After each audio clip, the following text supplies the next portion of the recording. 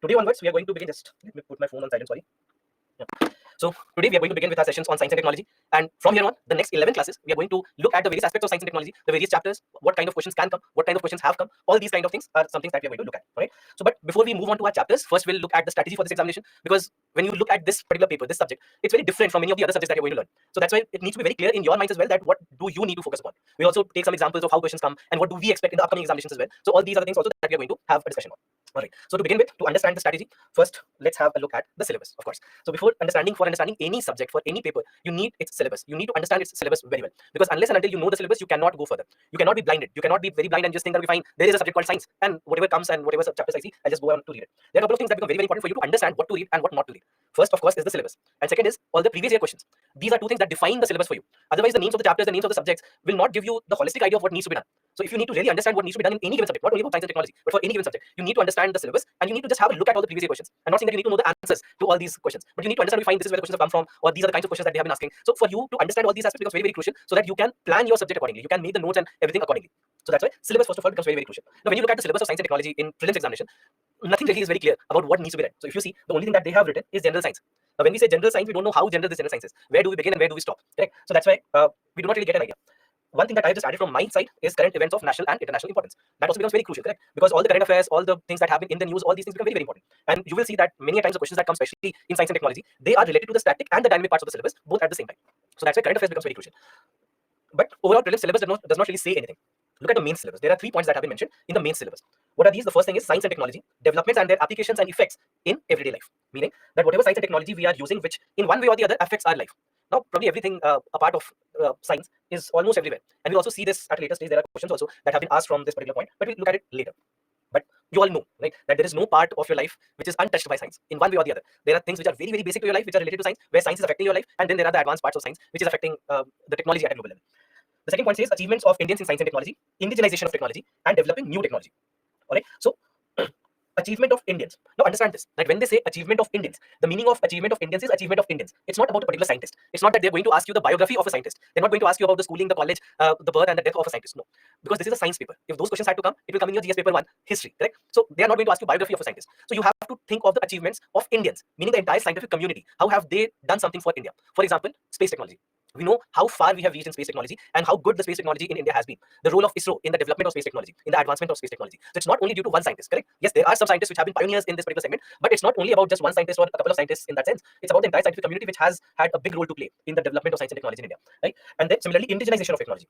Okay, so if I ask you about what is the meaning of indigenization, can you tell me what is indigenization? What do you mean by indigenization?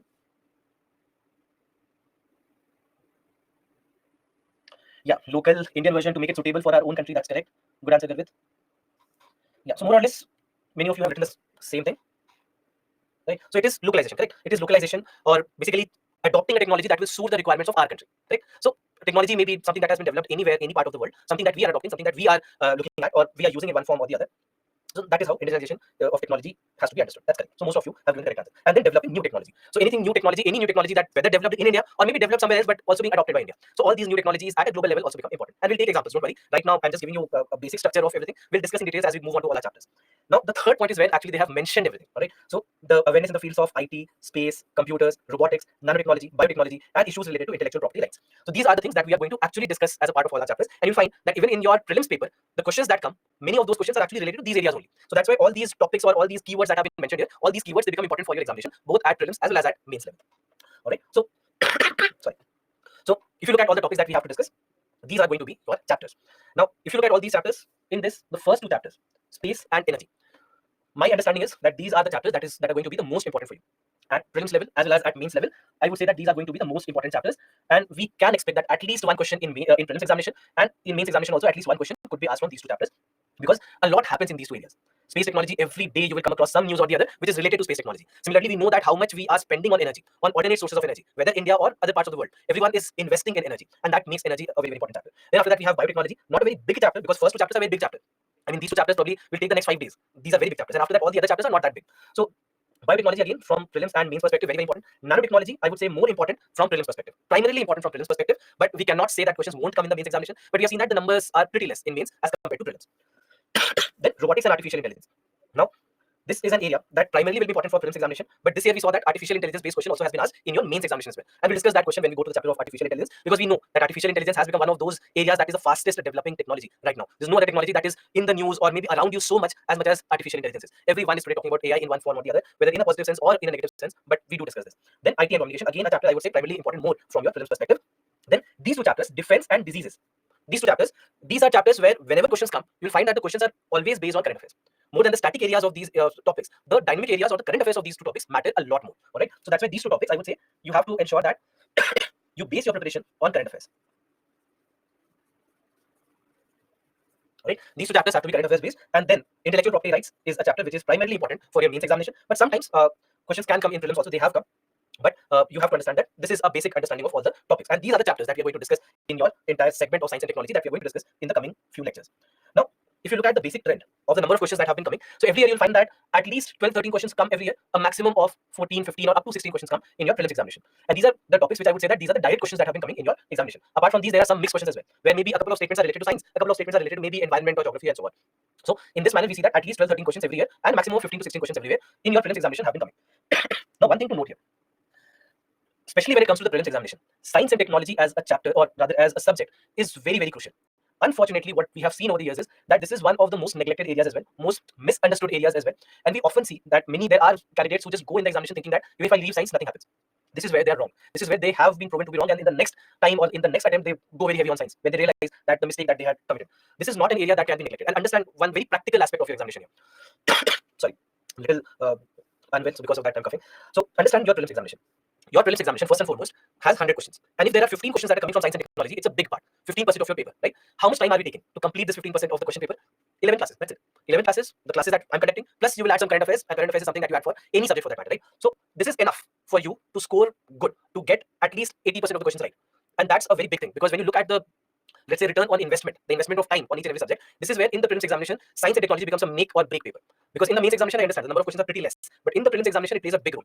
But unfortunately, we have seen that many aspirants, because they have been either they have been guided wrongly or they have a wrong notion, or maybe because of lack of resources, etc. We have seen that this has become a neglected subject, but you can't do that.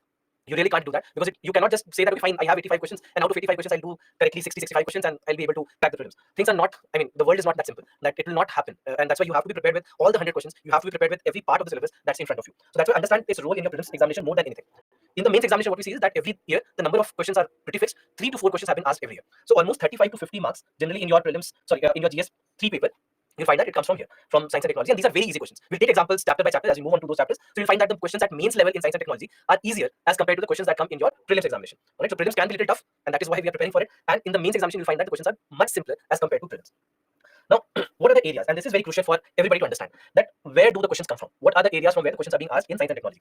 First, any major scientific breakthrough or the running stories in the field of science and technology. Anything that is being discussed. Right now, just think of certain topics. And I'm very sure that there are news items that you've come across and you know that these are areas that become important. And you'll find that more often than not, questions will come from these big areas. Hardly any questions are coming from areas that were hidden, areas that nobody knew of. Yes, there will be a couple of surprises. That's why it is UPSC. Otherwise, you'll find that most of the questions that come, they come from areas which were highlighted areas, especially in science and technology. So you can think of some topics. Can you suggest some topics right now? Yes, Chandrayaan, correct. Artificial intelligence, Gaganyaan, Nobel Prizes, yes, correct. Quantum dots, yes, that's related to Nobel Prize. So Aditya L1, correct. 5G, correct. Lagrange point, correct. Semiconductor. So you also understand, right? Like these are topics which are being discussed so much that if a question comes from here, it won't be a surprise for you, correct? And that is where you'll always see that the questions come from. Questions are not coming from hidden areas. Please make sure that you know this. And this is where, when you read your newspapers, while you read your newspapers, especially from science and technology perspective, understand this one aspect of your newspaper. In the newspaper, what you'll see is that there are also a lot of small topics of science and technology. That maybe there is this corner column of your newspaper where there are small articles related to science. You might have noticed this. Now, most of the times, these kind of areas or these kind of small topics or small articles, they're not important. We don't expect questions to come from there, because most of these kind of articles, these are research-based articles. All right, these are research-based articles. We don't expect questions to come from research-based articles. Why? Just understand how much of research is happening in the world right now. There are so many science universities across India, then across so many other countries like India, and just imagine the amount of research that is happening. And then there are certain journals, there are certain magazines which will just publish those researches because they are interesting to read. So that's why in the newspaper articles also, these kind of topics or these kind of small articles that you have, these are interesting areas to read. And that's why they're in the newspaper. You will understand fine that if you're reading the Hindu or Indian Express, it's not that only the UPSC aspirants or the civil services aspirants read the newspaper. There are others also who are reading the newspaper. So obviously they have to find articles, science-based articles, which are not boring, which are not too technical to read, which are interesting to read. And that's why these kind of articles will come. So you have to understand that not everything is important. Not every article related to science is important. That's why I've written here major scientific breakthrough and running stories. Questions have to be expected from there. And then all the static areas which are related to these breakthroughs or these running stories, the basic concept behind it, that needs to be understood. And I'll explain you as we go in the chapters. These kind of points will become clearer for you. Then government programs and initiatives goes without saying. Any ministry, whether science related, whether any other ministry related, they always are important. And one thing is consumer oriented technology. The technology where we see that in one way or the other, consumer is affected. A very simple example is your 5G technology. Correct. 5G technology is going to affect each and every consumer. So that's why 5G as technology for us in the examination also becomes very important. So I've been saying this for the last couple of years that I'm expecting that a question would come in the prelims examination from 5G. Until now, it has not happened. In 2022 classes also I used to say this. In 2023 batches also I used to say this. Now for 2024 batches also I'm saying this, that 5G as a topic is going to be very, very crucial. I'm just expecting it's just a matter of time that they ask a question from here. Until now they haven't. So that's why be prepared. 2024 prelims examination. I'm again saying, I've been saying this to the past couple of batches as well, that I'm expecting that a question should come from here. So that's why these are areas from where we expect that questions can come. Now, one last thing before we move on to our chapters is all about our sources. That what are the sources from where we get everything related to science and technology? First source would of course be newspapers. Either you read the Hindu or the Indian Express. One of these two newspapers. These, I mean, from science perspective, these are the best two newspapers. They cover everything that is relevant, so always good to read these. Then you have PIB or Press Information Bureau. So Press Information Bureau, you can say in a manner, is the government mouthpiece, that everything that the government is doing, every new project, any new scheme, any new initiative, all these things will be published there. So on PIB you can go and you can select ministry wise also. Like for example, if you select Ministry of Science and Technology or Ministry of Atomic Energy, so then there, or Department of Biotechnology, you'll see that everything that they have announced or they are doing, you'll find everything very easily there. Then the magazines, Science Reporter, Down to Earth, Yojana, Kurukshetra. Now, these magazines, I wouldn't suggest that you should read from cover to cover. You always should be very selective while reading this. Anything that is remotely related to your syllabus, only those are the areas that you should read. Apart from that, other things, don't read it. You don't need to read it cover to cover, especially Science Reporter, because Science Reporter could become a very technical magazine for you. So it's not very easy that you would be able to follow this magazine so easily. So that's why depend on the webinars for this. Because in the webinars, we are covering everything related to your syllabus, in especially in the Thursday webinars. In those webinars, we are doing everything possible from the perspective of whatever is required from these magazines. And then lastly, NCRTs. Now, from the perspective of the NCRTs, just understand this. I mean, from science and technology, what do we need? My suggestion, class 6 to 8th NCRTs. Read class 6 to 8th NCRTs. Never read a class 11th or a class 12th NCRT. Please don't do that. Because class 11th and 12th NCRTs, they are very detailed and too technical, especially for anyone who comes from a non-science background. Even the people who are coming from the science background will tell you that reading class 11th and 12th science NCRTs is not similar to reading class 11th and 12th geography or history NCRTs. It is going to take a lot of time. I mean, if you practically sit today to read a class 11th NCRT book of physics, chemistry, or biology, it will take you 6 months to cover them. So don't do that impossible task. Class 6 to 8th NCRT is very crucial. Apart from that, from class 9th and 10th, selectively there are certain chapters that can be done. One, there is a chapter on force and laws of motion.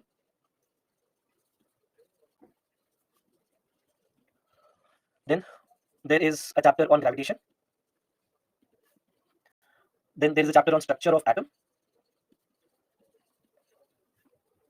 Then there is a chapter called as fundamental unit of life, which is about the cellular structure of our body or any organism. So fundamental unit of life. And then there are a couple of chapters related to the human body. So I would suggest that these are the only chapters that you should look at from class 9th and 10th NCRTs. Apart from that, reading class 6 to 8 NCRTs are enough to cover your basics. See, primarily we are not expecting questions to come from here, right? If you look at the past papers, you look at the past 10 years of question papers, and you'll find that hardly there are 4 or 5 questions that have come these 10 years combined. Out of almost 160, 170 questions, there are almost just 4 or 5 questions that have come after reading all these NCRTs. So that's why don't read it from the perspective of expecting something in the paper, but just to clear your basics well. All right, that's the only purpose that these NCRTs will serve. Anyway, we are going to discuss most of the things related to or whatever has been covered in these NCRTs, the crux of it, while we go to a certain chapter which is related to that NCRT book. But if you feel that you're not good in science, or if you have reservations, and I know that there are a lot of you who have reservations against this particular subject, so if you belong to that group, then class 6 to 8 NCRTs. If you do that much, it's enough. All right. So before moving on, so this was about the basics, the strategy of what we need to do and whatnot. If you have any questions, all right, for me, before we move on to our first chapter, that is space technology, if you have any questions, please let me know. I'll look at your questions first, and then we shall move to our first chapter. Okay, I have one question for you.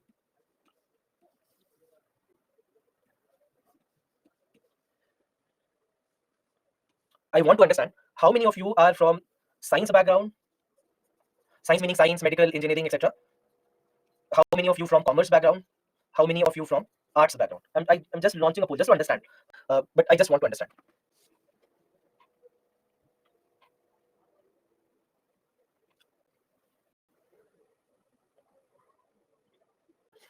Hmm. 30% from this question does not hold any ground in this classroom, and I'll tell you why. First and foremost, the chapters that we are going to look at, even if you are from science background, you probably would have never seen that chapter. For example, let's say something like a nanotechnology. Unless you are from that particular branch of engineering, let's say mechanical engineering or maybe electrical engineering, then only probably you have heard about nanotechnology or read about nanotechnology. Otherwise, nobody knows.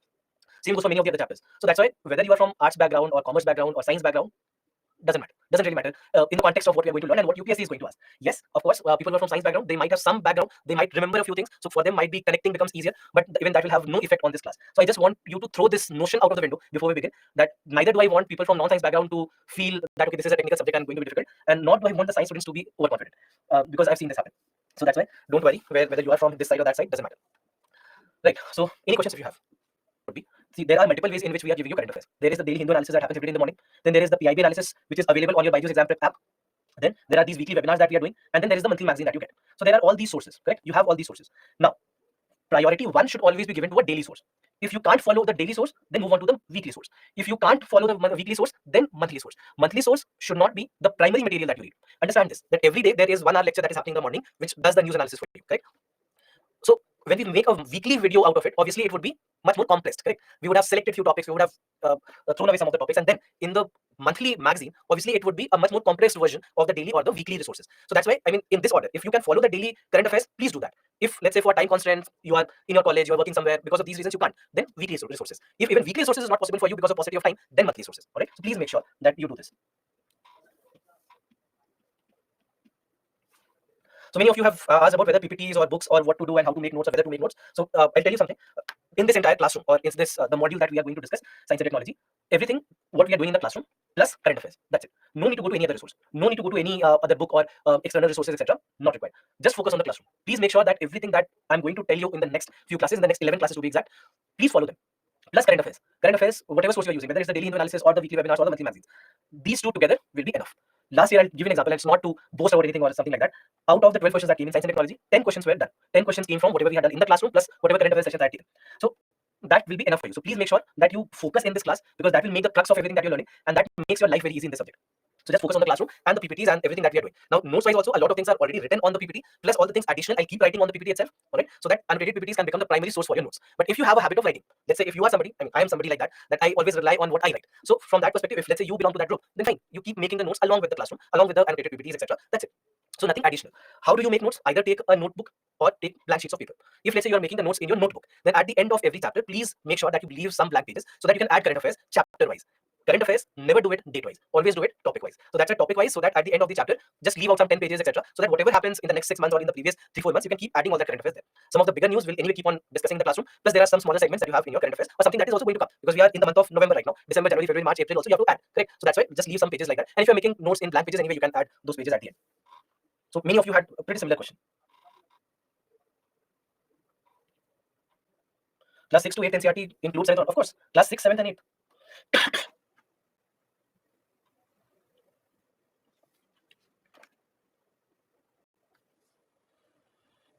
Is it true that all the options in prelims from science and technology are mostly correct?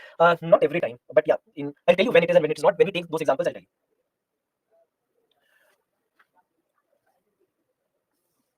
You go to ncert.nic.in, the NCERT website. There you'll find that there is one portion called as publications. If you go to publications, you'll find that PDFs of class 1 to 12 are available. You go to the specific class, select the subject, and you'll get the PDF, downloadable PDF there on the website free of cost.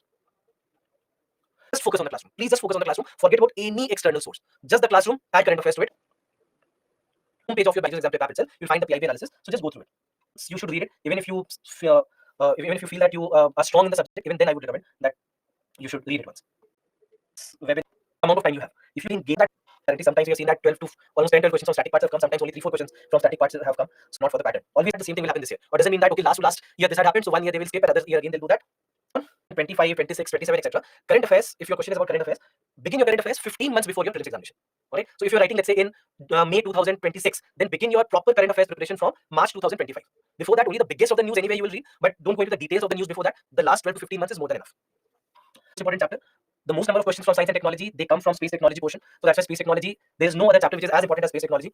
Also, when it comes to space technology, there are few topics that can be difficult. There are certain topics that can be little difficult to understand. So as we keep going, if you have any doubts in the breaks, I'll give you time whenever we are having breaks. So for example, let's say probably around 6:45 we'll take a break. So at the time of the break, you just write down all the questions that you want to ask. After the break, I'll come back, I'll answer all your questions, and then we move forward. So this is how we'll keep going, because I not have the time to look at each and every question while I'm teaching, because it also breaks my concentration if I do that. So that's why when the breaks happen, at the time of the breaks, every question that you want to ask, please ask them there, and I'll take every question there. Right? So please do that. And some of the areas here can be a little difficult. If you have any questions, you can just keep on asking me to repeat also if you want, and we'll keep doing that to ensure that you understand things conceptually. Understand this very well, that things have to be understood conceptually in this particular chapter. And when it comes to this chapter, there are two parts to it. The first part will be more of space science, and the second part will be more of space technology. So first part will be about universe, the composition of the universe, the celestial bodies, all these things. And then in the second part, about satellites, the application of satellites, about ISRO, about the various missions. So that will be the second part of our discussion. All right. So to begin with, the first part will be about space science, and this is where we have to first understand what is the universe. Now, the very first thing when it comes to the universe, the understanding of the universe, it's very difficult to even understand or think how to define universe. If I ask you, how do you define universe? How do you define something that is undefinable, or something that has no beginning or no end or no boundary? How do you define that? So there is one definition that was given by one scientist almost 50 years back, and this is this: everything that exists, everything that has existed, and everything that will exist is a part of the universe. So this is how he basically tried to explain what the universe is, that because there is nothing beyond the universe. It's difficult to say that, okay, fine, this is the boundary of the universe and there are things that are beyond the universe. No, everything is a part of the universe, correct? So everything, whether present, past, or future, is a part of the universe. And interestingly, we are talking about the past and the future as well. And we're not just saying that everything that exists is a part of the universe. No, we're saying that everything that exists, yes, everything that will exist, and everything that has existed, all these things are a part of the universe. Now, why do we say that? And how do I explain that? That past is also and future is also part of the universe. There is a simple definition, simple explanation to it, and I'm very sure most of you have heard of it. Law of conservation of energy. What does it say? What is law of conservation of energy?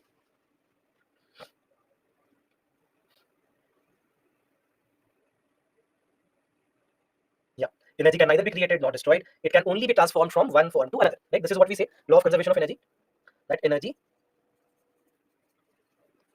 can neither be created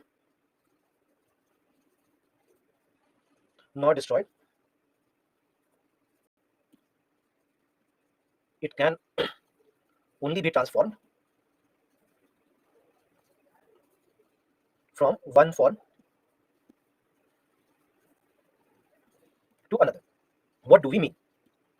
What do we mean by this? So what we are saying is that basically you cannot create energy, you cannot destroy energy, you can only change energy from one form to another. So now how does this explain the definition of the universe? So see, let's say there is a star, there is a new star that is formed today. Now this star comes into existence today, but it does not just come into existence from nowhere or from nothing. There are a bunch of gases or molecules, etc., that will come close together, they'll start forming a core, and hence they will start to form a star. Right? So there was something which got transformed into something else. And when, let's say, this star dies, so when the star dies, it will release some energy, release some particles, change into something else. So maybe change into a black hole, maybe change into a nebula, and so on. So it will just change its form. So everywhere in the universe, this is what's happening, that everything is just changing its form. So whatever it is today, tomorrow it's something else, but it came from what it was, and it will transform into something else. So that is basically how we are saying that universe basically becomes a bound system, that everything that exists, that has existed, and that will exist is a part of the universe.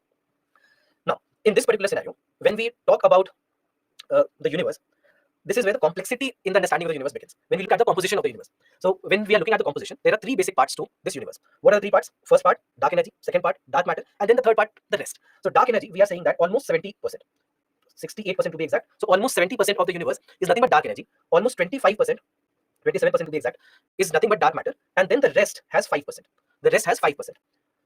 Now, what is dark energy and what is dark matter? Let us keep it aside for now. We'll discuss that. But first, let's focus on the rest. The rest is just 5%.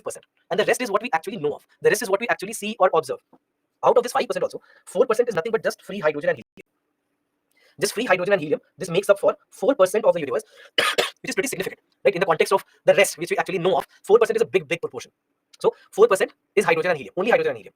Coming to the last 1%, in the last 1% also, 0.5% is all the stars in the universe. All the stars, billions and billions and billions of stars in the universe, amounts for just 0.5% of the universe. How many do you see? 10, 20, if you're living in Delhi, 0. So all those stars that we see that only 0, that makes up for a very, very, very tiny fraction of the billions and billions of stars, and that makes only 0.5%. So 0.5% is all the stars in the universe. Then 0.3% is neutrinos. 0.3% is neutrinos. Now what are neutrinos? Neutrinos are very special particles. Neutrinos are very special particles. These, I'll write it what exactly they are. They are chargeless and almost massless particles.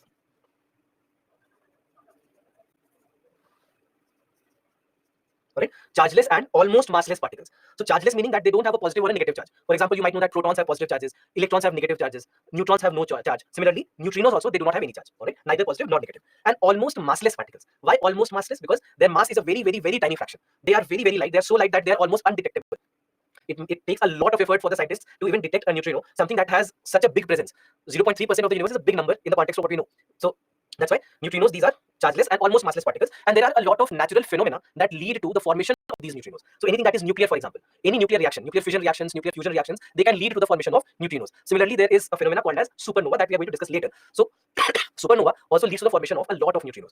So that's why we know that there are a lot of natural phenomena that can lead to the formation of these neutrinos, which are just, you can say, spread around the space. They're spread all across the universe, everywhere. I mean, in your room right now, for example, there are a lot of neutrinos that you will never see, you will never detect, you will never observe.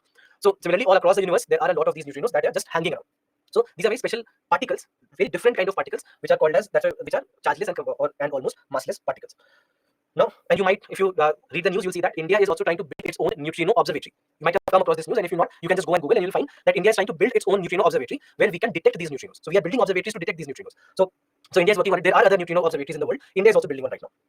So, but these are particles which you can't see, you can't detect. It's not easy. I mean, that's why I told you that right now in your room itself, through your room, a lot of neutrinos will just keep on hanging around, keep on passing, and you will never see them. You will never observe them, and they will not affect you at all, right? So this is basically what neutrinos are. Then after neutrinos, you see that 0.17% are electromagnetic radiations and antimatter. Electromagnetic radiations like radio waves or the visible light, the sun rays, the ultraviolet light, the X-rays, all these are electromagnetic radiations. We'll discuss more about electromagnetic radiations when we go to IT and communication chapter. Right now, just know that, okay, fine, in the universe, 0.17% is antimatter and electromagnetic radiations. Now, what is antimatter? What do we mean by antimatter? So when we say antimatter, understand the meaning of antimatter, the term antimatter. Antimatter is any particle with same charge,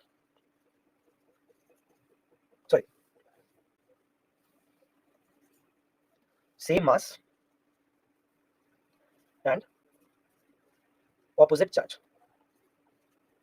Same mass and opposite charge. So basically they are called as antimatter. Now when we say antimatter, if I, let's say, ask you, for example, that if, let's say, I have electrons and protons, can I say that electrons and protons are antimatter of each other? Yes or no?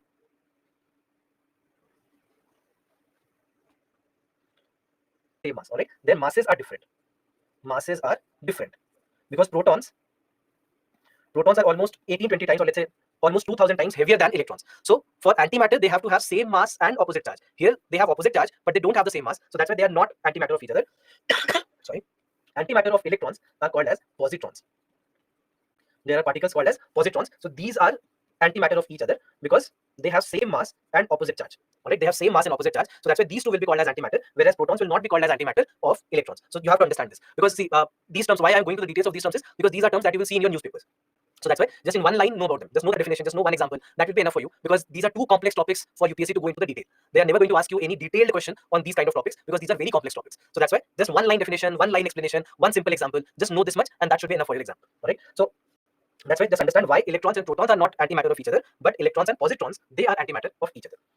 Right. So we have free hydrogen and helium, stars, neutrinos, antimatter and electromagnetic radiation, and a small proportion, 0.03%, 0.03% of heavy elements. Now, when we say heavy elements, here the definition of heavy elements is different.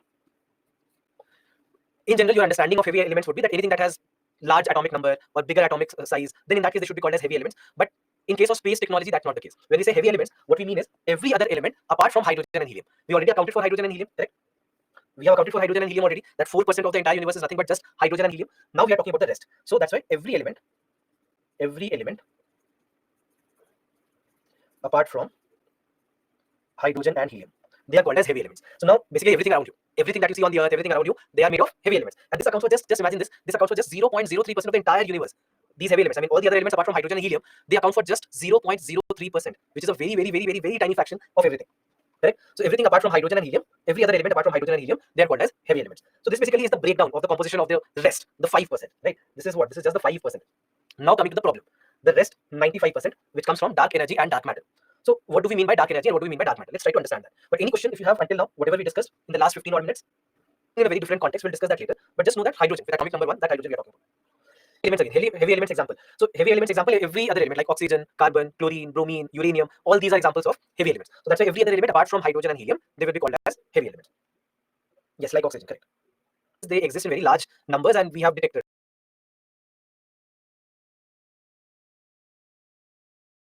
That's it. We haven't found any use for them. Doesn't really matter. 27 is the exact number. So I mean, preferably if you can.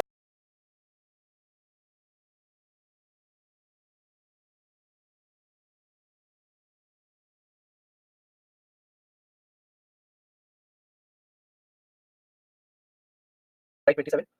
Please explain same mass and they have opposite charge. Electrons having a negative charge, unit negative charge, and positrons having a unit positive charge. Everything on the earth, everything that is organic, that is made of carbon, but beyond that, nothing. Is it atomic structure and everything? So there you will understand. So don't worry. Microdust, no, no. Less 1 and 2, I mean 1 electron in hydrogen and 2 electrons and 2 protons in helium. And that's why everything else has been classified as, is carbon heavy element? Yes, it is. It contains 2 matter. No, no.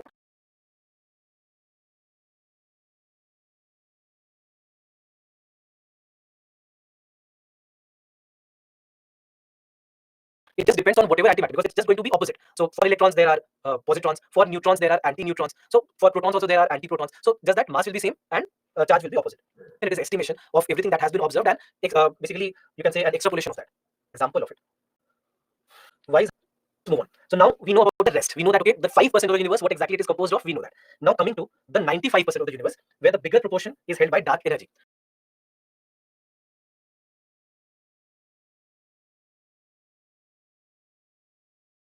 As I told you, that 68% of the entire universe is said to be dark energy. Now, why do we call it as dark energy? What is the reason behind us calling it as dark energy?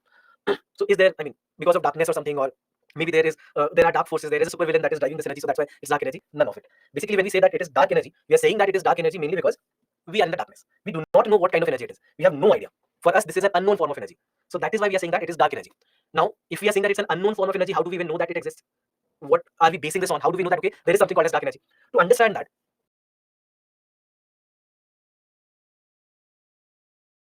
understand the formation, or rather the structure of the universe. So if you see this is how it is supposed to be. The structure of the universe, this is what the structure of the universe is like. But it's not always the notion that we held. Initially, it was said to be that the universe basically is like this. The universe is flat, all right? The universe is flat, and it always has been like this. That the structure of the universe, whatever it is today, it was same yesterday, it was same lakhs of years ago, and it is going to be the same lakhs of years from now. This is what we used to say about the universe. The early understanding of the universe was this. That, for example, let's say there are 3 galaxies, A, B, and C. Suppose that these are 3 galaxies. So these galaxies, their relative positions will always remain the same, like this, because it's a fixed structure. The universe was said to be in a steady state. We used to call it as steady state, meaning that the structure of the universe does not change. Structure of the universe does not change. So this is what we used to think. All right, this is what we used to think, that the structure of the universe always remains the same. Then came a scientist whose name I'm very sure every one of you know, Albert Einstein. And Albert Einstein, he was working on his theory of relativity, and in his calculations, he saw that according to his calculations, the universe should not be in a steady state, but rather it should be expanding. This was the conclusion from his calculations, that the universe should be expanding, it should not be in a steady state. But then he thought that he was wrong. So even Albert Einstein did not believe in himself, even he did not have the confidence in himself. So he thought that he was wrong, because he very strongly believed that the universe is in a steady state. So then he changed his equations in a manner that the universe again becomes static. So it's just like when you are solving a mathematics problem and you already know the answer, so you can write the steps. In class 8, 9, 10 probably you have done this, that you already have memorized the answer, so somehow you just write the steps so that you can get to the answer. So that is what happened with Albert Einstein as well, that he thought that steady state theory was correct. So whatever equations he was getting, he changed it, so that the expansion of the universe, he didn't want to go and explain everyone how he thinks that the universe should be expanding. Then almost 10-12 years later, another scientist, I'm sure maybe you've heard his name also, Edwin Hubble. The next scientist was Edwin Hubble. Now Edwin Hubble, he also proved that the universe is expanding. Then Albert Einstein also read the papers that was published by Edwin Hubble. And very famously, Albert Einstein said that this is the biggest blunder of my life. That this is said to be Einstein's biggest blunder. That he would have been the first one to explain that the universe is expanding. But unfortunately, after getting to the conclusions, he changed everything. So that's why the explanation does not go in his account. The explanation goes to Edwin Hubble. So Edwin Hubble basically explained the expansion of the universe. So he explained that the universe is not in a steady state, but rather the universe is expanding. So now Hubble proved it. Later on, it was found that it's not only the fact that the universe is expanding, but rather the universe is expanding in an accelerated manner. Okay. So initially, it was Hubble who said that the universe is expanding. Alright, he explained that the universe is expanding later, and by later I mean 1990s. So very late, because he had explained this in 1920s. I think 1928 it was, if I'm not wrong, when Edwin Hubble had explained this. So later it was found that the universe is not only expanding, but it is expanding in an accelerated manner. Expanding in an accelerated manner, meaning that there is an accelerated expansion of the universe. Now, what do we mean by accelerated expansion versus expansion? A normal expansion will be like this. Alright, just to give you the context, a normal expansion will be like this, and accelerated expansion will be like this. So this I would say is normal expansion happening in straight line, and this is what we would call as accelerated expansion, like a funnel. Right, this is basically the accelerated expansion. So if you see this, what you see is that this is an accelerated expansion, right? This is an accelerated expansion. So now, if this accelerated expansion is happening, there must be some kind of energy behind it.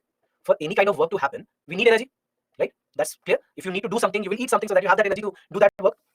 So here also, if expansion of the universe is happening, there must be some form of energy that is causing that expansion. This energy that is causing the expansion is called as dark energy. Now, why are we calling this as dark energy? Because we don't know what form of energy it is. We just know that there is some kind of energy that is leading to this accelerated expansion, but we don't know what kind of energy. We don't know what this energy is. We do not know the properties of this energy. So that's why we are calling it as dark energy, because we are in the darkness. We do not know what this energy is. So hence we named it as dark energy. So if you see this, what it basically is leading to is that, for example, let's say if these are three galaxies. Let's say this is galaxy number 1, galaxy number 2, and galaxy number 3. Then you can see that the distance between these galaxies is also increasing. Correct? The distance between these galaxies is also increasing. So it's not that the expansion is just happening at the edges of the universe. It is happening everywhere in the universe. So even the galaxies are moving apart from one another. So that's why in millions of years, the entire structure of the universe, as compared to what it is today, would be completely different. So it's not something that we would observe, because it's not happening so fast in the context of this large galaxy. So it's not something that you will be able to observe. But in millions of years, these are things that will keep on happening. So that's why basically, this is basically what we are looking at. That this is an energy that is leading to an accelerated expansion of the universe, an unknown form of energy. Alright, an unknown form of energy which is hypothesized to permeate all of space, tending to accelerate the expansion of the universe. This is what dark energy is. Alright, so what is dark energy? In simple terms, the energy that leads to accelerated expansion of the universe, or rather, the unknown form of energy that leads to accelerated expansion of the universe is called as dark energy. Alright, so this is how we define dark energy, and this is how we know that something like dark energy should exist. Alright, so that's the first part, and it makes up. Just imagine that this makes up for 68% of the universe, almost 70% of the universe is nothing but dark energy. Now coming to the other unknown form, which is dark matter. Now, about dark matter, basically what we are saying is that this is an unknown form of matter, which again we know that it should exist because it shows in our calculations. We haven't seen them. We haven't seen any dark matter, but they should exist because it amounts for the calculations that we are doing. What do I mean? Just understand this. Let's say we see a galaxy. I'm using my telescope, and with this telescope, I am looking at a galaxy. And in this galaxy, I see a number of stars and number of planets, other celestial bodies, and so on. And all these movements, etc., that we are looking at, we observe something, right? And let's say our observation says that this galaxy weighs 1,000 kg. But when we calculate according to these observations, when we do the calculations, our calculations show that this should not be just 1,000 kg, but probably 5,000 kg. But how is that possible? Because we have accounted for everything that we see. Just let's say, imagine your room. In your room, you are there. Maybe your device, wherever you're watching this lecture. Maybe your notes, your pen, maybe your books, maybe bed, etc. in your room, your study table, chair, whatever it is. So let's say you have taken everything individually and you have weighed everything, including the walls. You have taken the weight of the walls, etc. Everything, and then you find that, okay, fine, this room is of 1,000 kg. But then you pick up the entire room as a whole and you then weigh it, and you find that it is not 1,000 kg, but it is 5,000 kg. How do you explain that? There probably are unknown things in your room that are also sitting with you watching this lecture probably and trying to gain some information. Either that, or there is something which is completely unobservable, and hence that accounts for dark matter.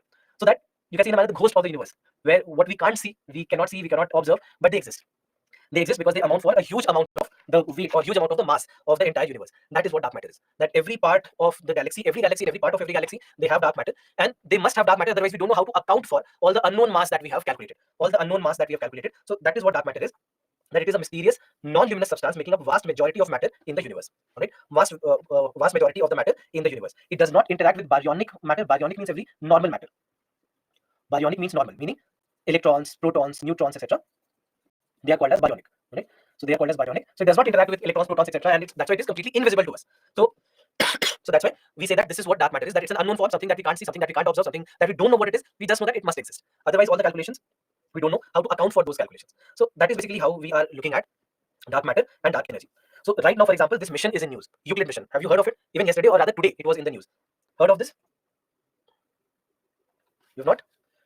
No issues. Euclid mission is a mission that was launched this year in July. July 2023, this mission was launched, and this is a mission of the European Space Agency. All right, this is a mission of the European Space Agency to explore the dark universe. The dark universe, basically, they are trying to find, dark energy and dark matter. I'm sure that in tomorrow's newspaper you will hear about this. Look for this in tomorrow's newspaper. I'm sure that in tomorrow's newspaper, Euclid mission will be in the news, because just today, they have captured some of the first pictures from this particular mission. The Euclid Space Telescope, which was launched in July, this basically has captured the first few images, and I'm sure that tomorrow all these images, for example, the horseshoe, nebula, etc., they have captured all these images. So for the first time, these images have been published for the first time today. Yesterday, it was in the news that very soon, or maybe within a day, the first images will be released, and today in the afternoon only they have released these pictures. So that's why they basically are, look at the time. I've just taken this newspaper clipping just before your class, because as soon as I saw it on my newspaper feed that finally the first pictures have come, I just brought it to your classroom. So as you can see, 1:37 p.m. So just hours before your class, these pictures were released. So I'm sure that tomorrow's newspaper will see this. So that's why for the first time there is a full-fledged mission. There have been certain missions like this before also, but this is the biggest such mission that has ever been taken to try and find dark energy and dark matter, or rather to understand dark energy and dark matter. All right. So that's why Euclid mission from this perspective becomes very, very crucial. Now coming to the formation, but before formation, if you have any doubts, because I mean these are a bit complex topics, that's why I'm asking you. Say deep space, the meaning of the term deep space is when we are going beyond our solar system. So for example, when you go beyond Uranus or Neptune, etc., then in that case we say that these are deep space missions. Is dark energy a counterpart to gravity? Not really. There are some hypotheses about this, but we can't really say that because it's an independent energy altogether. But I know where you're coming from. But you have to understand that when we talk about gravity, we are talking about mass. Because when you say that gravity is pulling the core of the universe, it is basically the mass of all these celestial bodies and the galaxies that are pulling everything together. But here we are talking about the expansion of the space itself. So it's not related to only the particles moving apart, but because of the fact that the space is itself expanding. Just imagine a balloon. Just imagine a balloon. Let's say that you have just marked 2 points on balloon, and when you start inflating the balloon, these points will start to move apart as the expansion of the balloon happens. So the space itself is expanding. So that's why saying that it is anti-gravity will not be entirely correct. Non-luminous means that something that does not have light or does not respond to light is not a source of light. Let's say 2.98. Are you talking about this picture? Is it? Air on the earth, we know that it is composed of nitrogen in very big proportion, then after that oxygen, and then all the other gases like carbon dioxide, etc. So we know about air, so we are not talking about air here. When we say dark matter, it's completely unknown. We don't even know what it is. We just know that there should be something. We do not know what, right? But air, we know the composition. And second is just something that exists everywhere, but we don't know what it is. Explanation could be completely different from what right now our way of thinking is. Beyond our solar system. Due to dark matter, yes, that's correct. When we say dark energy, we are saying that this is the energy behind the expansion of the universe, right? The energy that is working in expanding the universe is called as dark energy. What is dark matter? It is just the matter which is found everywhere, which should be present everywhere, but we don't know what kind of matter it is. We just know that there's something, there should be something, because there's a large amount of unaccounted for mass that we are seeing in front of us 100 kg, but we are calculating 500 kg. So that 400 kg, where is it coming from? Maybe from dark matter. So that's why that unknown matter is dark matter, and the energy behind expansion of the universe is dark energy. So they're completely different concepts. Exactly, capture certain rays, they capture certain radiations, and they process those radiations to an equivalent of how it would look. Basically, purposes. Euclid mission is important. Canaveral meaning Cape Canaveral is the place from where the launches are done. It is hard to understand or imagine. Understand that. See, basically, let's say that through your telescope, you are looking at a galaxy. Right? You're looking at a galaxy, and you found that there are 5 suns there. You found that there are 10 planets there. You found there are certain other things. So you found all these things and you calculated. That okay, fine. These are the things that I see, and whatever you see in front of you, you calculated all together. That to be, let's say, 1,000 kg. Whatever you saw. But then you observe the motions, the forces that are working there, the gravitational pull of each and everything. And when you do that calculation based on that, then you realize that whatever you are seeing is not really correct, because then your calculation based on all the forces and all the movements that you are seeing, based on that you see that it should be something else. So that difference between what we see and what we calculate is dark matter.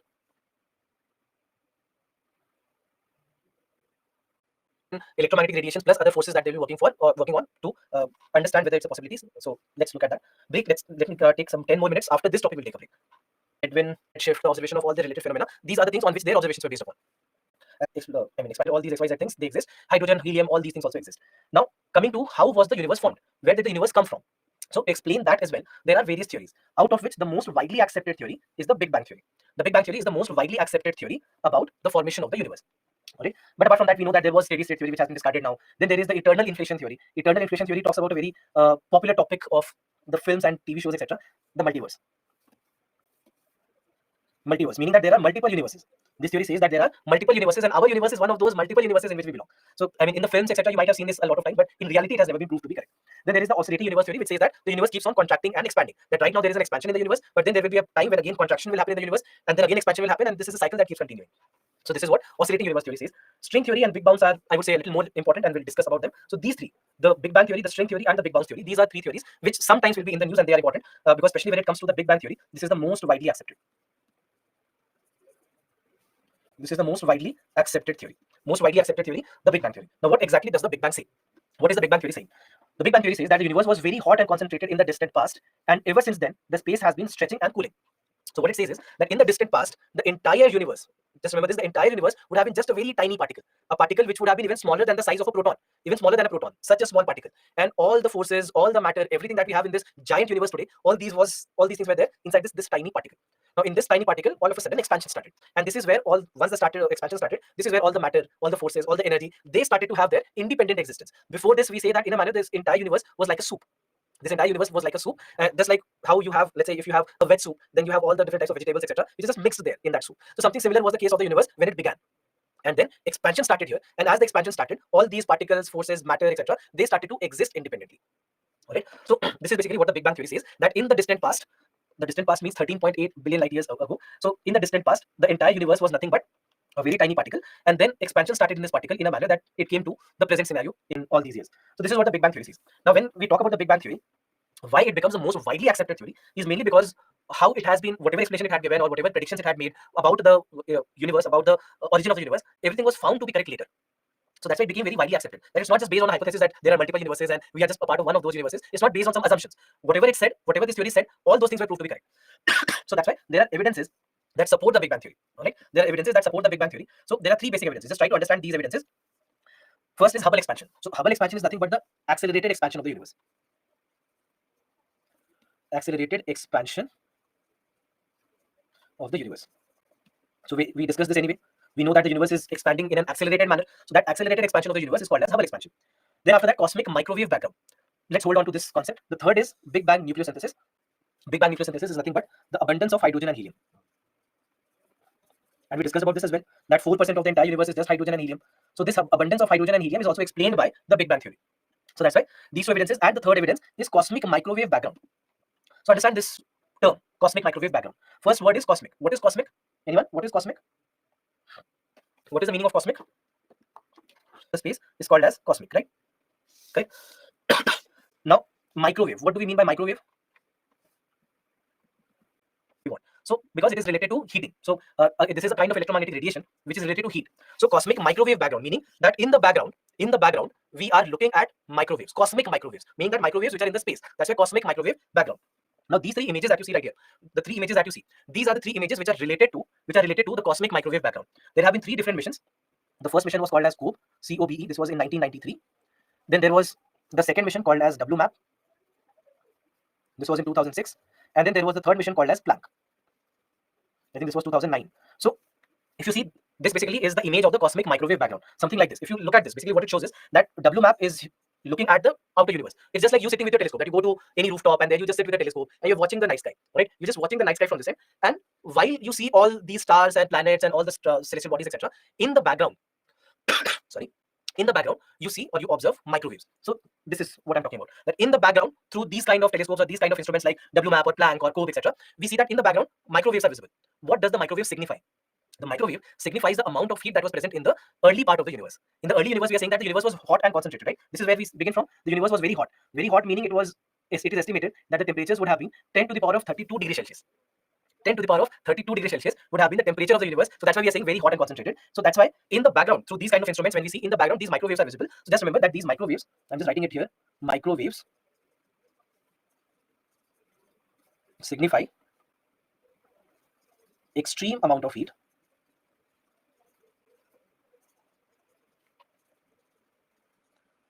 present in the early universe. All right. So this is cosmic microwave background. So that is basically what the cosmic microwave background signifies, and that's why it has been a very, very important concept. Every now and then, I mean, you can say once or twice a year, you'll find the mention of cosmic microwave background in some article in the Hindu or the Indian Express. So that's why as a topic it is very important. Nobel Prize just a couple of years back, the Nobel Prize in Physics was also given to something which was related to the discovery of cosmic microwave background. So that's why cosmic microwave background as a concept is a pretty important concept. All right.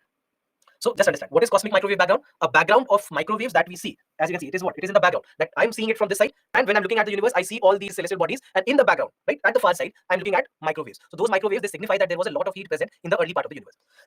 All right. So that's why cosmic microwave background becomes a very strong evidence that supports the presence or that supports the Big Bang theory. Understood? So this is basically what it is. Now there are still questions that are unanswered. For example, what before the Big Bang and what caused the Big Bang? So what before the Big Bang and what caused the Big Bang are two questions which we still haven't been able to answer. All right. So we are saying that there was this particle, but what before this particle? Where did this particle come from? It does not say anything about that. It just talks about that particle being present, and that what caused the Big Bang. We are saying that there was a sudden expansion, but where did this sudden expansion happen from? What was the trigger for this sudden expansion?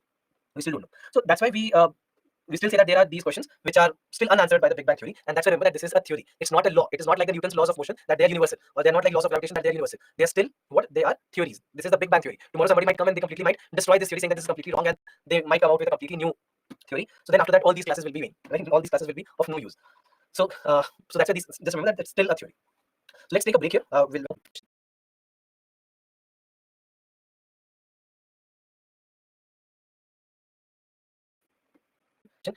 First thing, we do not call it as an explosion. All right. Be very careful here that whenever we are saying, we are talking about the term expansion. All right. So we are saying that there was an expansion that started in the universe, which was a very sudden expansion, but we don't call it as explosion. Although if you go to various resources on the internet, you will see that very often somebody or the other calls it as an explosion. But exactly calling it as an explosion will be wrong. All right. So that's why be very careful when you use these terms.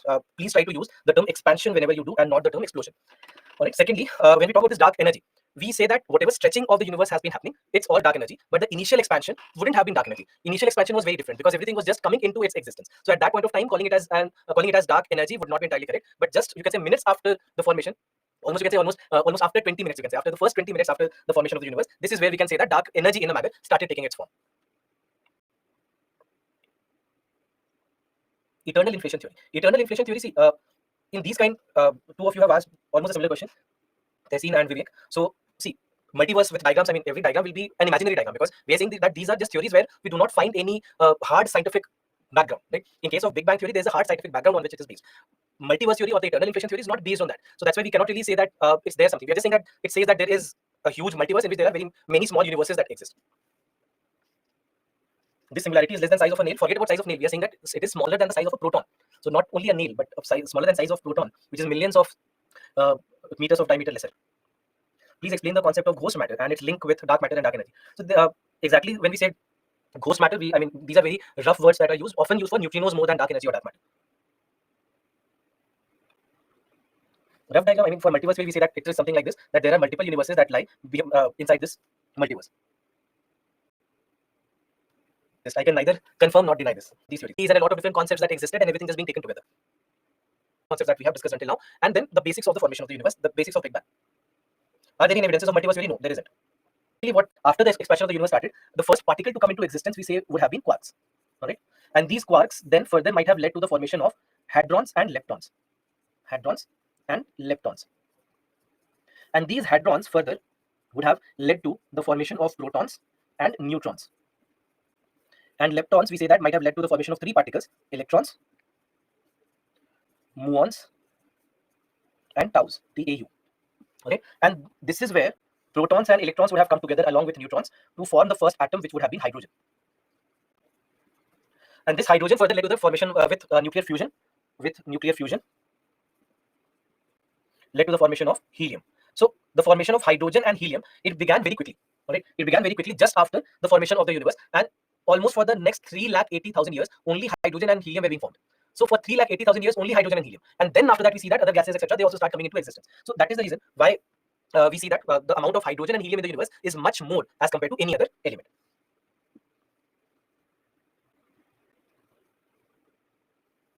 Particle that came into existence. Understanding the origin of everything that exists is where basically all these things matter. Why is of the spin, all these divisions are done, but I really can't go there. That's way beyond what we need to learn. Discovered as we can't see it. Basically, it is based on our basic understanding of matter and what we believe is could be true, and experiments are done based on that. Many instruments, microscopes, etc., are used to understand that. Stop believe to be correct, and there is a certain kind of explanation that string theory comes with, which probably can explain few things which are not explained by the Big Bang. So that is why string theory becomes important. That is the reason why there is a lot of research happening here, a lot of new studies, and there are a lot of new experiments that are being done in the field of string theory. Now, what does the string theory say? String theory says that every energy, every particle that we know of, every force that we know of, they're all made of tiny strings. Okay? They say that they're all made of tiny strings, and various types of vibrations in these strings, they make different particles. Very difficult to even think of that what they're saying. They're saying that if the entire structure of the universe that we know of is just like how the musical notes are produced out of a guitar or a sitar or any stringed musical instrument. That, for example, if you have a guitar, then you'll see that every string that you have in that guitar can produce a different note. Wherever you are plucking the string will also produce a different musical note. And a combination of all these things will make the music, right? So it says that the entire universe is also something similar. That the entire universe is made of very tiny strings, and various vibrations in these strings will produce different kinds of particles. So one kind of vibration will produce one kind of particle, another kind of vibration will produce another kind of particle. So this is what the string theory says. This is what the string theory is saying. So that's why string theory, from that perspective, basically tries to define the existence of each and every matter and force, etc., in a very different manner. In a very different manner as compared to whatever explanations have been fed to us until now through the Big Bang theory or some other theories like this.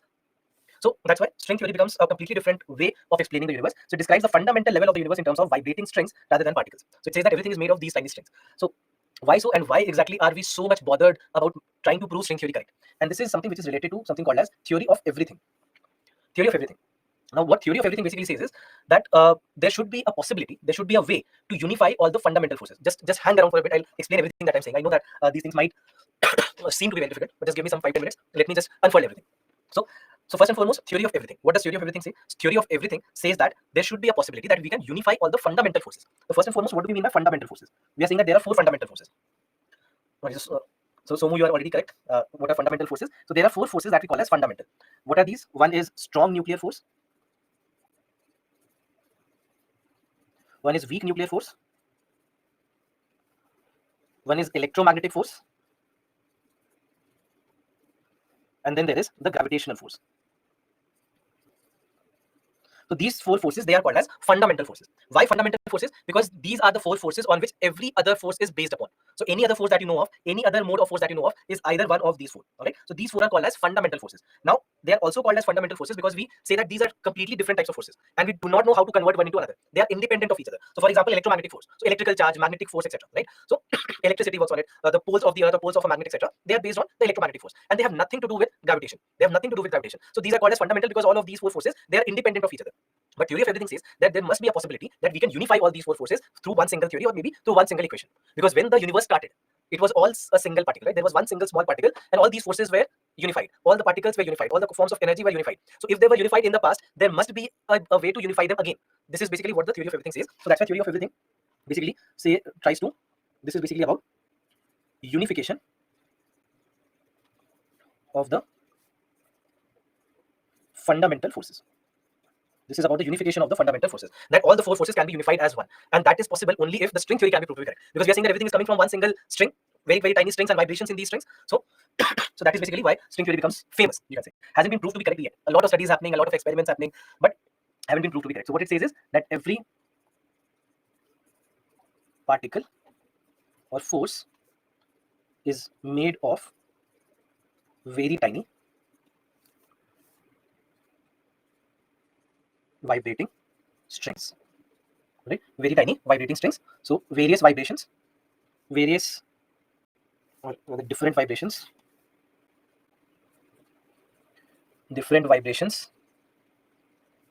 in these tiny strings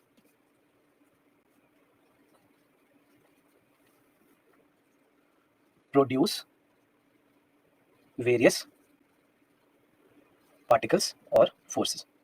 So this is what the string theory says. All right, this is what the string theory says. So basically, that's why string theory becomes famous, because it might be the theory that proves theory of everything to be correct. Now, there is one small concept, another small concept here, which is called as the standard model. Standard model of physics, because very often again this is something that sometimes will be seen in the newspapers. So standard model of physics. So standard model of physics is where we include the strong nuclear force, the weak nuclear force, and the electromagnetic force. When only these three are considered, it is called as the standard model of physics. Gravitational force is a very weak force in terms of magnitude. In terms of magnitude, strong nuclear force is the strongest of all of them. Then comes the electromagnetic force. Then comes the weak nuclear force, and then comes the gravitational force.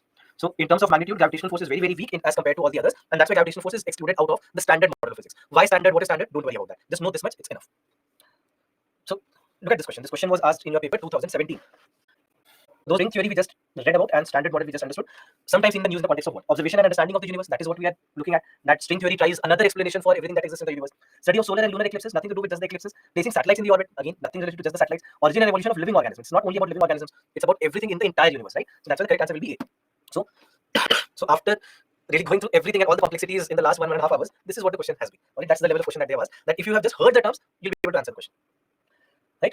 So universe, the formation of the universe, the various theories try to explain the universe. Now we come to the celestial bodies.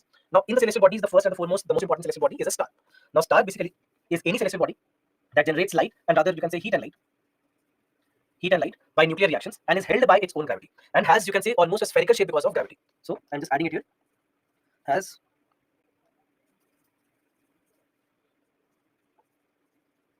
spherical shape due to gravity. Because basically what happens is that gravity will try to pull everything towards the center, and it gives it more or less a spherical shape. So that's why stars are said to be spherical, because of gravitational force. So heat and light by nuclear reactions. What kind of nuclear reactions? Nuclear fusion reactions. What is nuclear fusion, etc.? We'll discuss that later, don't worry. So this is what a star is. And in the universe, we know that there are multiple stars. There are billions and billions and billions of stars that we have in the universe. How does the formation of a star happen? It starts with a nebula. The stars will originate from a nebula. Now what is nebula?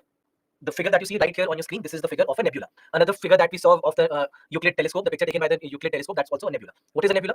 The most widely used screensavers and wallpapers in the world. Right? There was a survey that was done that found that nebula is the most common of all the wallpapers and screensavers that's used by people across the world. But fine, that's another story. But when it comes to nebula, what is nebula? You can see that these are very beautiful pictures like these, and these are nothing but regions in space of dust gases, etc., where a lot of dust particles, a lot of gases like hydrogen, helium, even ammonia, carbon dioxide, etc., they'll start to gather together along with some dust particles, etc., also. And then what then happens is that maybe it forms a region of especially hydrogen, where fusion of hydrogen begins. And if fusion of hydrogen begins, this is where a ball of mass will start forming, hydrogen and helium. So a ball of mass will be formed. So then it will have a mass. So because it has mass, it will have gravitational force. So it will now start pulling everything in the surrounding areas towards itself and starts to become bigger. All right, starts to become bigger, and this is where it is called as a small star or a protostar.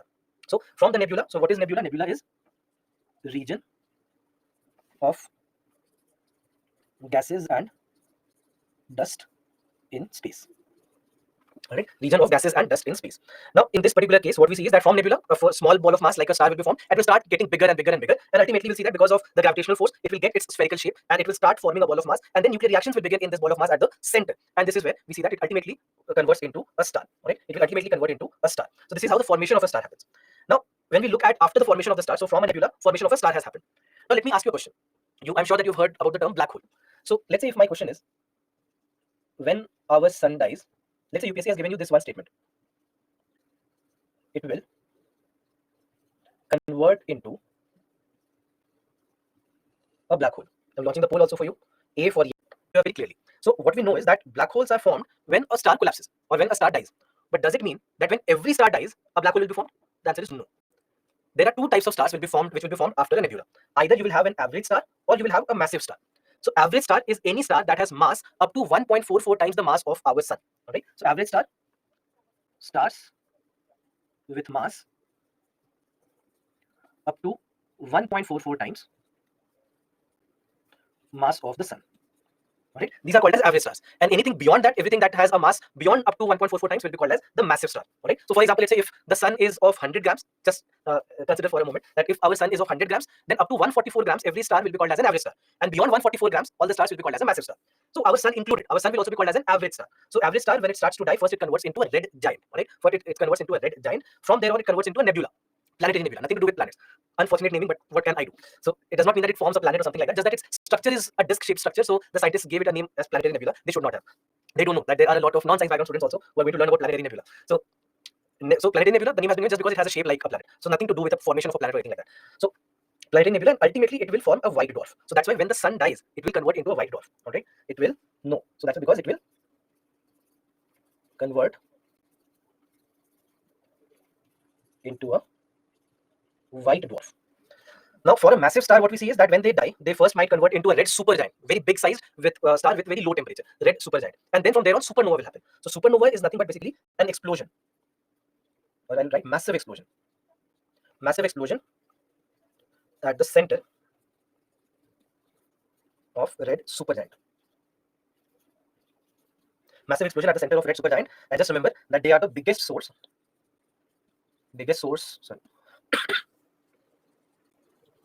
Source of neutrinos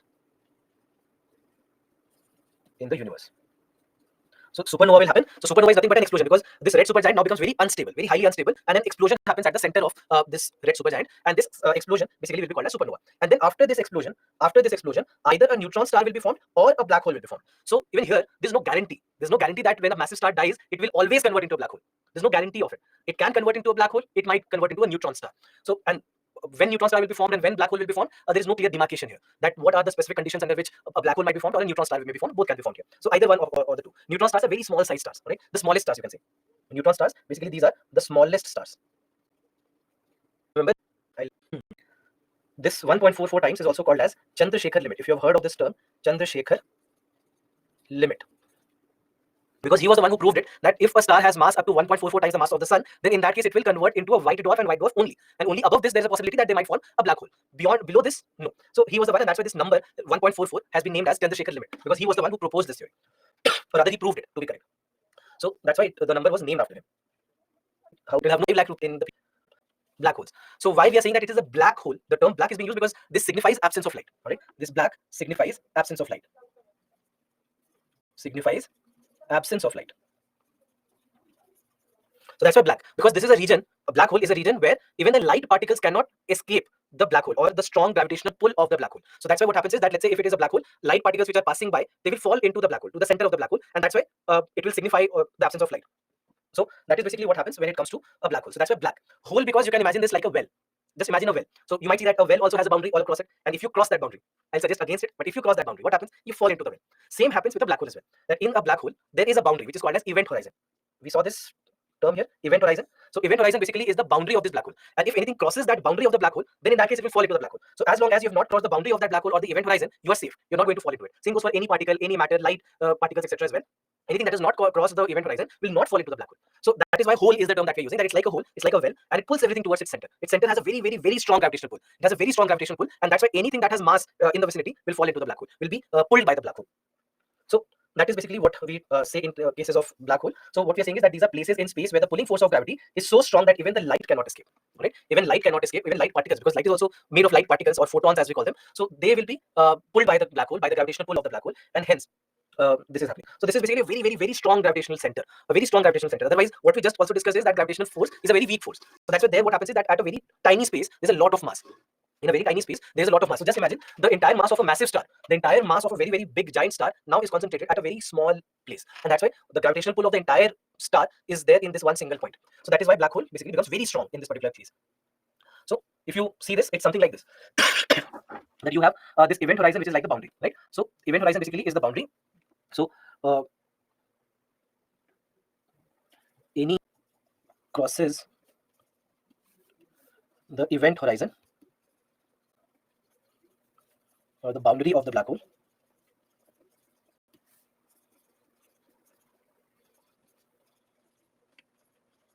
will fall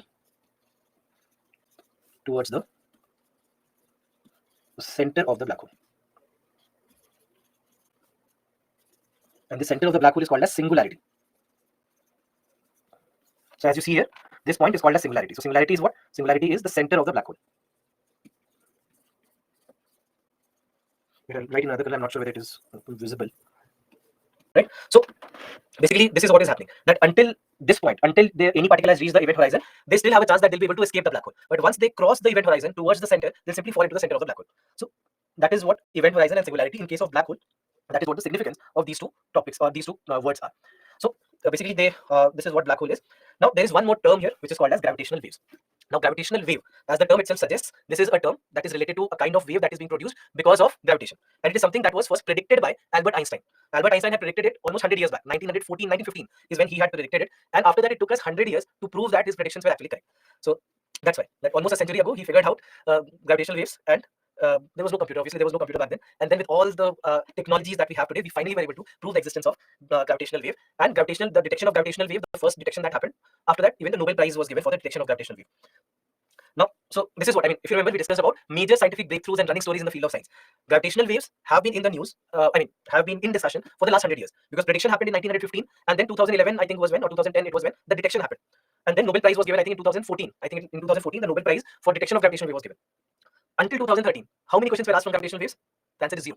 2014 onwards, until now, there are 1, 2, 3 that I remember. There are at least 3 questions in the last 10 years based on gravitational waves. So that is what I mean. That when something becomes a major scientific breakthrough or a running story, then a question comes from there. UPSC examinations are being conducted for almost forever, but the question was never asked on gravitational wave. Question was asked after Nobel Prize was given, after the existence was proved to be correct. Before that, it was just nothing but a theory. So what is gravitational wave? Let's try to understand this. So gravitational waves are waves which are being caused because of gravitational force in the entire universe. Now, how do we explain this? Look at this. When we think of the structure of the space, we think of it like a net, like a mesh. Just imagine a football goalpost. Just think of a football goalpost. Now, what do we see at a football goalpost? That if, let's say, somebody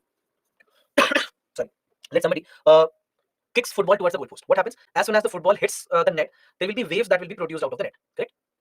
How violent these waves will be depends on what is the mass of that football. So, for example, let's say instead of a football, I take a very small stone and I throw that stone towards the net. What will happen? Even if it hits the net, waves will not be produced, or even if waves are produced, very small waves will be produced. On the other hand, let's say I have a football which is made of iron, and this football made of iron is what I kick towards the football goalpost. What happens next? First, I break my leg, but then when this football hits the goalpost, very violent waves will be produced. Correct? So, depending on the mass of the football that is being hit towards this goalpost, the waves will be generated. Something similar happens in the universe as well.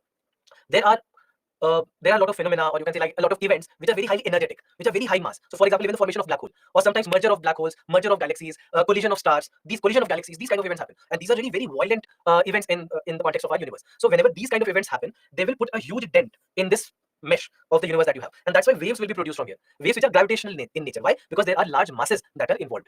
So that's why waves will be produced from here. Will Earth also produce gravitational wave? The answer is yes, but it will be negligible, because in the context of the universe, Earth has a very insignificant mass. All right, Earth has a very insignificant mass. So that's why can't consider the Earth. So that's what's happening here. All right, that's what's happening here, and that's why this is what happens. So it is caused due to violent and energetic events like colliding black holes, supernova, collision of neutron stars, etc., or anything. Like as I said, collision of galaxies, collision of stars, merger of black holes. All these kind of events, they can lead to the formation of gravitational waves. For the first time, the detection of the gravitational wave was done by the instrument called as Laser Interferometer Gravitational Wave Observatory, or LIGO. So this was the instrument, the picture that you see right here. This was the instrument that for the first time took was able to detect the gravitational wave. So that's why this becomes very, very important. And India is also developing gravitational wave observatory. India is also developing gravitational wave observatory called as Indigo LIGO. So the name that has been given is Indigo LIGO. So now Indigo LIGO is something that we are building, and very recently, although this was announced almost, I think 2016, it was 2017 when India has announced that India will also be making its own gravitational wave observatory with the help of LIGO. So India started, announced it, but very recently, just a few months back in the month of May 2023. May 2023, finally, budget has been allocated. Budget allocation has finally been done for the Indigo LIGO project that India is working on. So that's why now this is a step forward. Announcement had happened a long time back, but now we see that there's a step forward here, that now budget allocation has been given, has been done, and India is also moving forward with its own gravitational wave observatory. Merger of giant black holes. Merger of giant black holes billions of light years away from the Earth. What is the significance of this observation? Now, this observation happened in December 2018. This was news of December 2018. And just remember this, that this news was not there in the Hindu. It was there in Hindustan Times. I think it was there in Indian Express as well, but not in the Hindu. So then you would say that it is an out of syllabus question because it's not a static question, and even in the Hindu it's not there. But we have a keyword here, a key phrase rather, I would say. And the key phrase is merger of giant black holes. What happens when merger of giant black holes happen? Without fail, gravitational waves will be generated. No doubt about that. Whenever you have any scenario where you have something so energetic, so violent, so massive, gravitational waves will be generated from here. All right. So what is the significance of this observation? Higgs boson particles were detected. Now, Higgs boson is related to very small, tiny particles, so force particles. So nothing related to black holes. Gravitational waves were detected. Possibility of intergalactic space travel through wormhole was confirmed. This was only confirmed in films like Interstellar, etc. Has never been confirmed in real life. So that's why this is wrong. And enable the scientists to understand singularity. Now we already have a basic understanding of singularity. I know where the confusion comes from. You know that black hole has a singularity, the center is singularity. So you see black hole, you see singularity, and you think that probably this is the correct answer. But understanding of singularity is something that we already have. So that is why the correct answer actually here will be B. Gravitational waves are detected. Just remember that whenever merger of giant black holes happen, merger of stars happen, collision of stars happen, formation of black holes happen, any of such events will always lead to generation of gravitational waves. And that's what happened here as well. So that's why these kind of current events or current affairs based questions also can be answered if your thought process is aligned correctly. If you are able to think in the correct manner, many times you'll see that even news-based questions can be answered from your static knowledge, even if you have not read the newspaper, even if you have not read or come across that article or that news. Now, this will be the last topic for us today. This is about the sun. So we know that the sun is the center of our solar system, the entire solar system where we belong. It all hangs around this particular sun. So which is a star basically, right? This is an average star, which is also called as main sequence star. Just know this from prelims perspective, that the average stars generally they are called as the main sequence stars. Now, in this particular scenario, when it comes to the sun, the structure of the sun, first of all, how exactly is do we look at the sun? First and foremost, you have the core. Core is where the nuclear fusion reactions occur. So nuclear fusion reactions, they take place here. So obviously the temperature at the core of the sun is pretty high, right? Temperature at the core of the sun is very high because nuclear fusion is happening here. A lot of energy is being generated, a lot of heat and light is being generated. So temperatures are pretty high. The temperature can be in the range of 15 to 20 million degrees Celsius. All right, 15 to 20 million degrees Celsius could be the temperature of the core. So all the heat, all the light is being generated from here, and then it starts to go outward, right? From the core, it goes outward. So you have radiative and the convective zones that help in the sending of these energy and the heat particles, etc., towards the outer part of the sun. The outermost part of the sun, the surface of the sun, is called as photosphere. So photosphere basically is nothing but the surface of the sun. This is the surface of the sun. The temperature here drops drastically now because we have come very far away from the energy generation core, right? So surface of the sun will have a temperature of almost about 5500 degrees Celsius. 5500 degrees Celsius will be the temperature of the core of the sun. Right? Now from here on, we have chromosphere and corona. Now chromosphere and corona, they together, they make up the atmosphere of the sun. They make up the atmosphere of the sun. So this is basically the part that is often visible during the solar eclipse. So during a total solar eclipse, you might see that there is a thin ring-like structure that is visible. Have you seen the pictures? Have you seen it? How during an eclipse, how the sun looks like? Have you seen it? A red ring-like structure. So that's basically nothing but the outermost part. And that is why the term corona. What is the meaning of corona? Anyone who knows it? What is the meaning of corona? The term corona, do you know that? Yes, crown, correct. So corona means crown. So during eclipse, it looks like the crown of the sun. So that is why the name corona has been given to the outermost part of the sun. So this reddish ring that you see is nothing but the atmosphere of the sun. So now what happens is that if we are in the atmosphere of the sun, it simply means that we have come far across from the core of the sun. So temperature should have decreased even further because from 15 to 20 million degrees Celsius, the temperature has dropped to almost 5000 degrees Celsius by the time we have come to the surface of the sun, that is photosphere. So as we come towards the atmosphere of the sun, then in that case, what happens? Temperature should have decreased further, but something opposite happens. What we see is that chromosphere has a temperature of up to 50,000 degrees Celsius, and corona could have a temperature of up to 1 to 1.5 million degrees Celsius. 1 to 1.5 million degrees Celsius could be the temperature of the corona. Now, why is this happening? All of a sudden, why is there a rise in temperature? The good thing is we don't know. The good thing is that we still do not know for sure why exactly does the temperature of the sun increase, and that is why there are researches happening. There are probes that have been sent. So, for example, there is this Parker Solar Probe that was sent a few years back. Parker Solar Probe was sent, and this Parker Solar Probe, the primary objective is to understand the atmosphere and understand why this anomaly. Similarly, very recently, you know that we have launched our own mission, Aditya L1 mission. So Aditya L1 mission, one of the primary objectives of Aditya L1 mission is also to study the atmosphere of the sun and to understand why this temperature variation, what's happening there, which is causing such a huge variation and a sudden rise in temperature in chromosphere and corona. Right now, there are theories that why it should have happened, why these kind of things happen, but good thing is that we do not know for sure yet. And these probes or these missions that have been launched, probably they will give you some kind of explanation why the temperature suddenly starts to rise. Right? So this is about the region of the sun. Now, when it comes to the sun, there are few phenomena that become very crucial for us. Sunspots, solar flares, and solar winds. These are topics or these are concepts that you will very often see in the newspapers as well. Every year, if you look at the newspapers, you'll see that at least there are 10 mentions of these concepts. Sunspots, solar flares, and solar winds. The first picture that you see, this is the picture of a sunspot. This is the picture of a solar flare. And this picture signifies solar wind. Right? Sorry. So sunspots, solar flares, and solar winds. Now, in this particular case, just try to understand in very simple terms what do we mean by these. First picture is of sunspot. So do you see that there are these spots that you have on the surface of the sun? These spots or the darker color regions, they are called as sunspots. Now, these are not small spots like pimples on our faces. These are very big regions. They can be bigger than the size of the earth. Right? So these are called as sunspots. Now, these sunspots basically they can be formed sometimes when what happens is that sometimes what may happen is that a lot of energy is released out of the surface of the sun. So as soon as these energies or particles or heat particles are released, it leaves behind a blank space. It leaves behind a blank space where the temperature of this blank space could be in the range of, let's say, 3500 to 4500 degrees Celsius. So that is why this is a darker region, because the other parts of the surface is in the range of 5500 to 6000 degrees Celsius, and here the temperatures could be as low as 3500 degrees Celsius. So because of this difference in temperature compared to the surrounding parts of the sun's surface, we see that this appears as a darker region on the sun, and that's why it appears as a spot on the sun or a pimple on the sun where you apply Fair and Lovely and get rid of it. So sunspots basically that's why they are dark cooler areas that appear on the surface of the sun. Right now, this basically can be caused by intense magnetic activity on the sun's photosphere or basically the surface of the sun, and as I told you, the temperature can be in the range of 3500 to 4500 degrees Celsius. So this is basically what we see in terms of sunspots. Now, what we basically see is that from these kind of areas, the magnetic particles or energy particles, they're released out of the sun, and that is basically what causes this kind of sunspot. Now, one thing also to remember is that sunspots undergo cyclic changes known as the solar cycle, which lasts for around 11 years. What we basically mean is that uh, if a sunspot has appeared at this particular point, what you see here, 11 years later, at the same spot, at the same area, a sunspot will again re-emerge. 11 years. So that's why it is called as a solar cycle. That every 11 years, this cycle would repeat. This would come back and appear at the same point, at the same area. So that's why it is called as a solar cycle. And sunspots, they follow the solar cycle. Then after that, we have solar flares. Now, in case of solar flares, these are sudden explosions that are happening on the sun. All right, they are sudden explosions that occur on the sun, and they are occurring at the outer layer of the sun. They will emerge out of the outer layer of the sun, as you see like this. So a sudden explosion is happening on the sun. It is called as solar flare, and the solar flare is very big. Just look at the scale compared to the earth, how big a solar flare is. So a solar flare that comes out of the sun, emerges from the corona or the outermost layer of the sun, is a sudden explosion. Just remember the term sudden explosion. It's very crucial. All right, I'm just writing it here. It's a sudden explosion. So what happens here is that suddenly a lot of magnetic energy could be released, a lot of magnetic particles will be released from the sun, right? So this is basically what we see, and the energy would include X-rays and ultraviolet light, etc., and all these things. Plus, apart from that, a lot of charged particles like electrons and protons, they would also be present there. So a lot of charged particles like protons and neutrons will also be released from this particular solar flare. Now, these solar flares, they can also have an impact on the earth. They can also have an impact on the earth. Not only solar flares, but even solar winds. Even solar winds will have if you look at this picture, so solar winds basically are magnetic winds.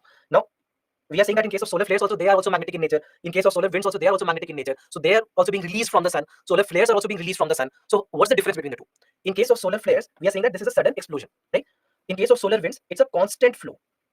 It's a constant flow of charged particles from the sun. So they are also basically composed of protons and electrons. But at the same time, we see that they also will be caused because of magnetic particles. So they are magnetic winds. So in a manner, you can say that these are magnetic winds. Magnetic winds continuously flowing out of the corona.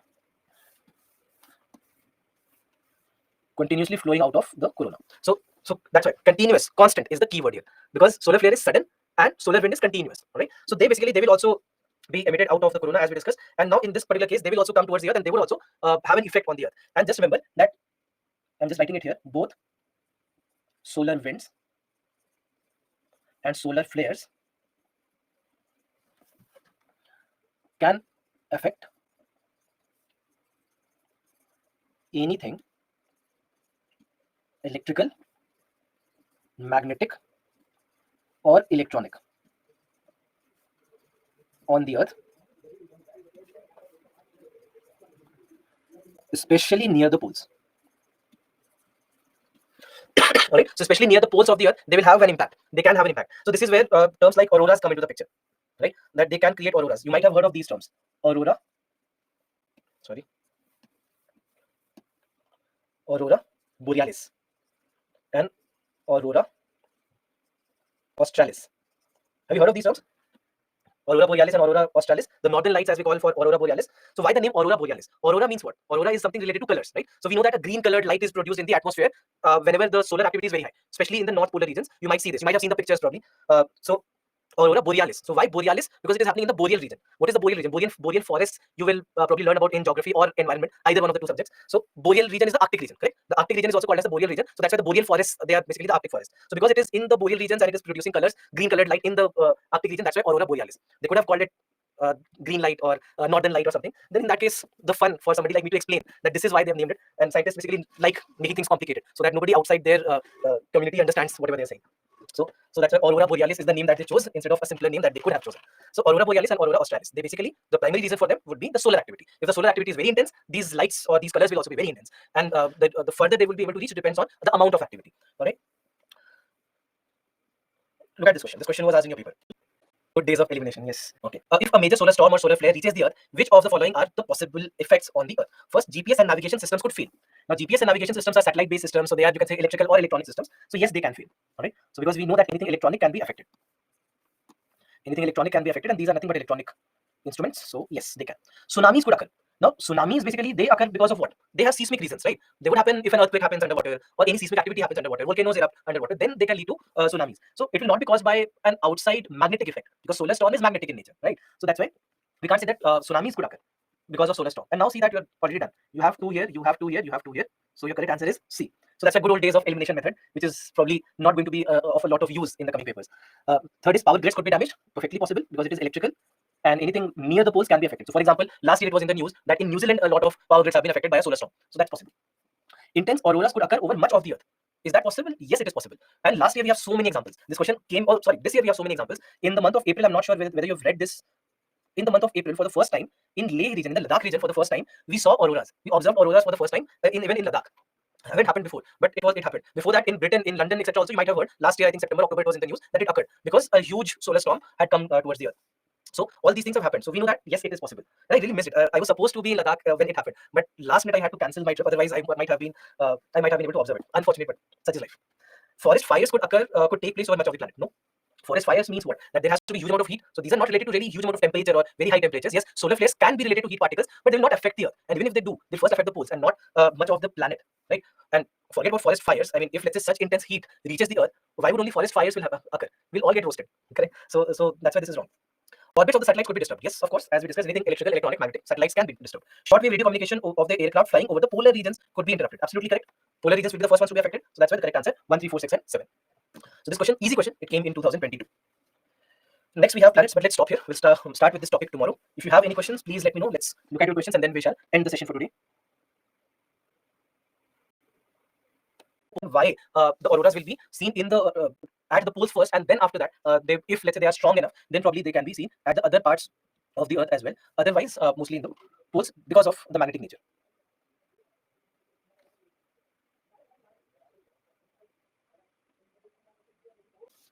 That nuclear fusion doesn't occur in the rate that it should. So the rate of nuclear fusion will start to decrease because it is continuously just losing out particles. So there will be a point that it would have lost so many particles that it almost becomes impossible for it to sustain anymore, and that is where you can see in a manner they start to die.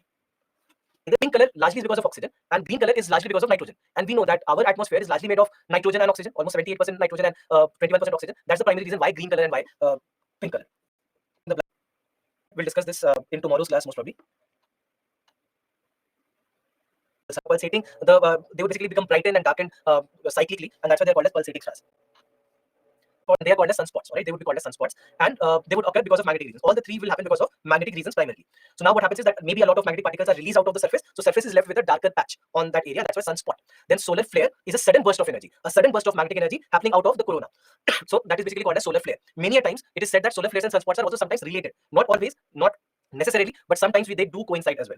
And then there is solar wind, which is a continuous flow of magnetic energy coming out of the sun, which is also coming out of the, I mean, originating, you can say, in a manner on the surface, but largely being formed out of the corona. There's no need to read the book. I would say that spend your time more on what we are learning here, plus on current affairs, forget about any book.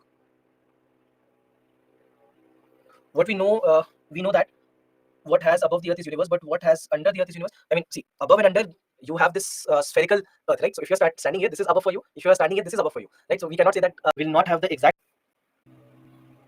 Everyone with 50 and 60 points, be ready with a pack of sweets, and I'll send you my address where you have to send it. Devices in special cases will lead to electronic devices, so that's why anything electronic is also affected, because electrical and electronic both are basically similar. I mean, generally speaking, when we look at any yellow or whitish color in any star, it means that they have average temperature, that they neither have very high temperature nor they have very low temperature. When they are reddish in color, they have very low temperature. When they are bluish in color, sorry, when they are bluish in color, they have very high temperature. So that's nothing related to this. White color simply means that the temperature of our sun is average. Is basically what I was saying, that the origin, basically they begin from the surface, but actual formation really happens in the atmosphere. So that's why I think it's not very clear. So basically you can say this is mainly about the origin.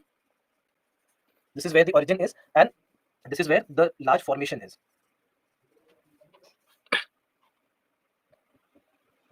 Red giant. So red giant simply is nothing but a star which is very big in size. That's why giant. Red because it has very low surface temperature. There was a line on the slide of black hole which was conflicting, goes something like this: black holes have small area but are massive. So see, when we say massive, massive means that they have very large mass. Area is small, mass is very large. Understand this? There is no contradiction here. Right? We are saying that all the mass is concentrated in a very small area. That's why we are saying that they have very small area but are massive. Just imagine having a ball of cotton versus a ball of iron. So a ball of iron will have concentrated mass, will be massive in a small area. That is what we mean. Concept of black holes, where we say that this is an area from where a large amount of mass will be ejected out. So instead of mass being pulled towards a region, a lot of mass will be ejected out, will be called as white hole. The books are freely available on NCERT website. Go to the NCERT website, that is ncert.nic.in. Go there. There is a part called as publication. Click on publication. You'll see all the PDFs are freely available for download there itself. So then eventually the light and the heat of the sun will decrease, but we can't see such something like this got suddenly. No, it will happen gradually, and it will take millions of years for this to happen. So the sun is going to outlive us all. So don't worry, we are never going to see this.